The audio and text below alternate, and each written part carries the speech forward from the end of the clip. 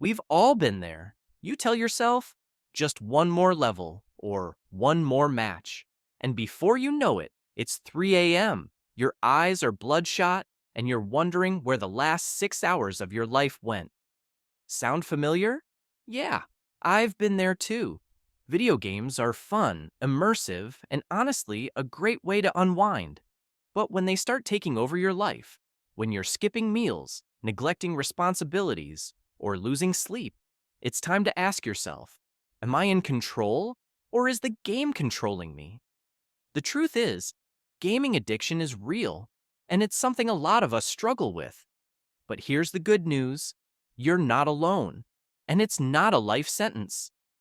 Over time, I've learned a few methods to break free from the grip of gaming and take back control of my life. And the best part?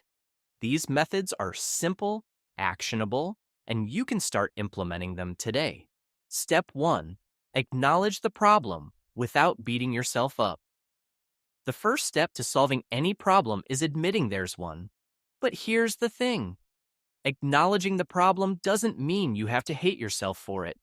Gaming is designed to be addictive. Those dopamine hits, the sense of achievement, the social connections, it's all by design. So, don't blame yourself for falling into the trap. Instead, ask yourself, is this how I want to spend my time? For me, it was realizing that I was using games as an escape. Work stress? Game. Relationship problems? Game. Bored? Game. Once I understood that, I could start addressing the root cause instead of just the symptom. Step 2. Set boundaries, but be realistic. Here's where most people go wrong. They say, I'm quitting gaming forever, and then relapse 2 days later. Cold turkey might work for some, but for most of us, it's about setting realistic boundaries. Start small. Maybe it's limiting yourself to 1 hour a day, or only playing on weekends. I found it helpful to use timers or alarms to keep myself accountable. And here's a pro tip. Don't just set a limit. Plan what you'll do after.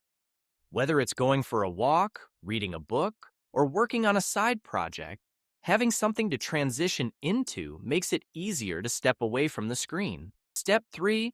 Replace gaming with something meaningful. Let's be honest, gaming fills a void. It gives us purpose, excitement, and a sense of accomplishment. So, if you just remove gaming without replacing it, you're going to feel lost. The key is to find other activities that give you the same sense of fulfillment. For me, it was picking up a new hobby. Photography. It was something I could pour my energy into, and it gave me that same feeling of progress and achievement. For you, it might be something else. Learning an instrument, hitting the gym, or even starting a side hustle. The point is to find something that excites you and gives you a sense of purpose. Step 4. Reconnect with the real world. One of the biggest downsides of gaming addiction is how isolating it can be. You might have a squad online, but what about your real-life relationships? Reconnecting with friends and family can help fill the social void that gaming often leaves behind. I started small, grabbing coffee with a friend, calling my mom, or just spending time with my dog. Over time, I realized how much I'd been missing out on by living in a virtual world. And the more I invested in real-life connections, the less I felt the need to escape into games. Step 5. Be kind to yourself. Progress, not perfection. Here's the thing. Breaking an addiction isn't linear. There will be days when you slip up, and that's okay. What matters is that you keep trying.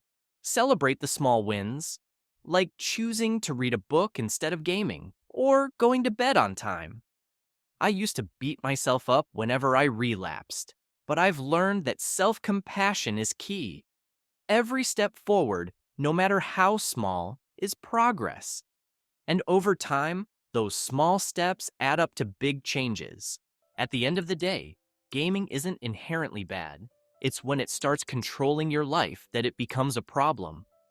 By following these steps, you can take back control and find a healthier balance. Will there be moments when you feel tempted to dive back into that virtual world? Absolutely. But with time and practice, you'll find that you're stronger than the pull of the screen. So, what's one small step you can take today to start taking control of your life? Let me know in the comments below. I'd love to hear your journey.